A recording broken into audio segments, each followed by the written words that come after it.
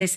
I'm joined by the mortgage mum, Sally Mitchell. Hi, Sally. Good to have you on again, yet again, as the mortgage controversy continues to rage. Are these helpful measures? Because last time we spoke, you weren't convinced.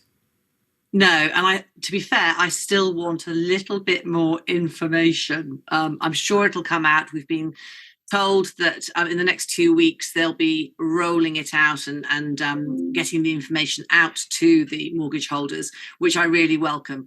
Having spoken to quite a few extra clients over the weekend, I'm in no doubt that some sort of reassurance, not just from me or other people in the industry, but from the government is very much needed and very, very welcome. I still want more information, as I say, but the idea that you can swap back in 6 months without any affordability checks, I really like. Just explain to people the advantage of this swapping out and swapping back thing. So your mortgage payments are too much for you to pay. You can't make your payments. What does this new arrangement enable you to do that you wouldn't necessarily have been able to do before? You save money per month. So if you go from a capital repayment mortgage to an interest only, you will see your monthly bill, your monthly payments drop by quite a significant amount because you're not paying off any of the capital. You're purely servicing the debt by paying interest. So for some people, it can save them a few £100s a month. It's typically what anyone on a landlord who's got a buy-to-let mortgage would do.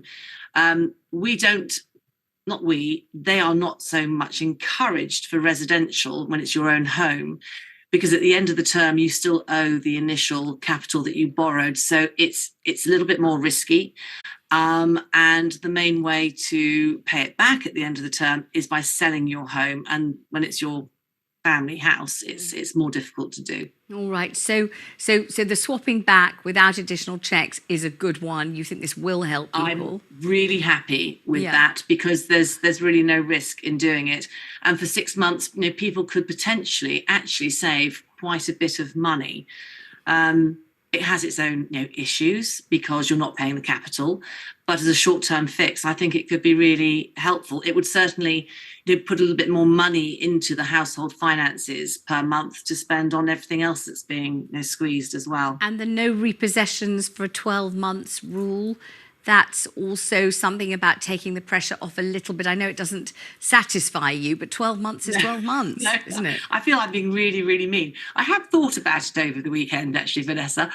And yes, I think it does give a little bit of comfort, definitely, because an awful lot can happen in a year.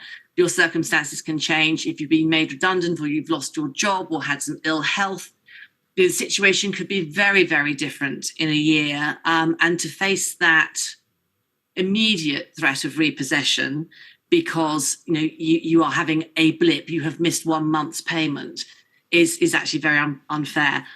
I would still like to see more help being given before you get to that stage. No one should be facing that, not in today's world. Sally Mitchell, thank you very much indeed for joining us. More on mortgages again.